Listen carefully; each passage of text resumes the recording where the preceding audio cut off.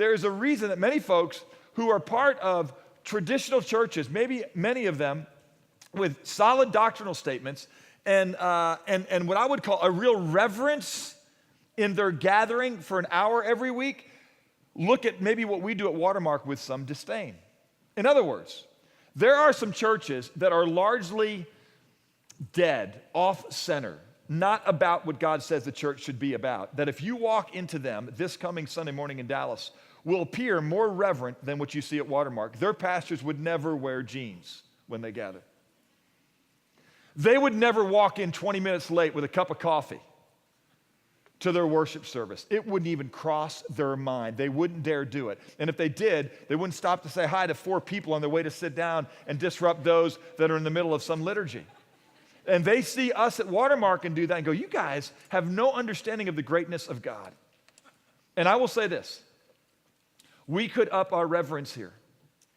We could do a better job of being mindful of what we are doing when we gather, because it is a holy thing. What is holy? What is holy is when you speak of God. And by holy, I don't mean like scared, woo, holy. I mean like, gang, this is the only truth that matters. What? God is loving and kind and compassionate and filled with grace and truth. He loves you. He sees you in your rebellion and your darkness and self-understanding and your brokenness under the weight of sin and death, and he has come and he has rescued you. And the reason he hasn't closed the canon of history and brought his full glory in all the earth is because he is patient towards you, not wishing for any to come to perish, but for all to come to repentance and be reconciled into him. And those of you that already know that the provision has been made through Christ, let me remind you of who you are and what you are to do in light of that. That is holy stuff. And so we sing and we welcome each other, we embrace each other in here. But I want to let you know this, that sometimes churches look at us and they go, you guys don't have a real reverence at Watermark. And I would say, okay, look, we just acknowledge we could up our game maybe a little bit with being here on time so we don't miss out on any chance to be reminded on the greatness of our God. Any chance to be reminded and exhorted towards the fullness of what he intends for us. We could up our game there. But how about this? Let me ask you, what happens when we leave the church gathered? By the way, the church should gather. It is right that we gather together. It's biblical. It's historical. But this is not where the church is ultimately equipped, and this is not where the church is ultimately defined. This is where the church is reminded.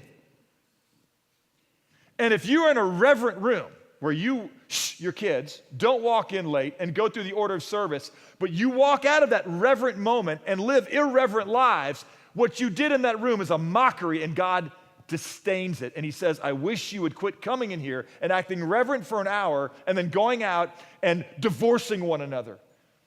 Squandering your time to build up wealth for yourself and storehouses. Mindless of how you affect others. Using your bodies for your own pleasures and not stewarding yourself for eternal things. He says, in effect, you highly reverent people. You honor me with your lips, but your heart is far from me. What makes a church a worshiping church is not defined by what they do the hour that they are gathered alone. It does matter. But what really makes us a worshiping church is what do we do the other 6 days, 23 hours that we're not gathered in our largest corporate gathering? Is there reverence there? Now, you don't have to choose one or the other. But if I've got a casual nature to our worship for an hour and radical devotion for 6 days, 23 hours, I'll take that. But I don't want to have to choose. So we can raise our game here, but I want to say this about what our goal is here. When we gather, we don't card you when you walk in. We don't ask you to give your testimony. We don't ask you to say, even if you knew Christ last week, are you reconciled to him? And are you fulfilling what Matthew 5 says you should do, which is before you come and present your offering to God, ask yourself, is there a brother that I'm offended with? Am I distant from my spouse? Have I wronged somebody in business? And we don't send you out to go and be reconciled to your brother and then come here. That's what the scriptures exhort you to do. We also don't even ask you if you know Christ. We are thrilled that there are a number of folks in this room when we gather corporately that we let anybody in, the unchurched, de-churched, dead church, and unmoved, join those of us that believe that there is in our lives a desire to fully and radically surrender completely to Jesus Christ. And so many of the folks that may be coming here late, having coffee, dressed inappropriately, awkward in the way that they care for themselves more than you, are cruel to you in the way they park, in the way they make faces and gestures to you, they may not know Jesus. They're certainly not abiding with him in that moment, wherever they are, whoever we are when we do that. But let me just say this. When we gather as a church, we let others in here. We let others in.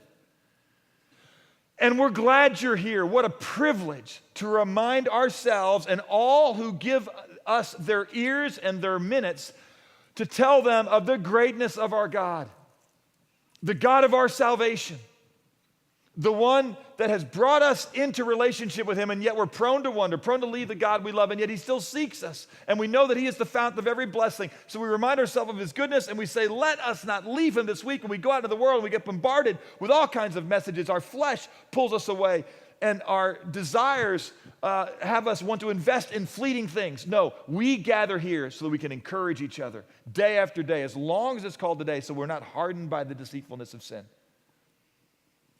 So we go, yes, it's worth it. Yes, Jesus is my King. Yes, there is a God. Yes, there is an eternity. And I want to live with that mindset. It's why, by the way, we continue then to gather all throughout the rest of the week.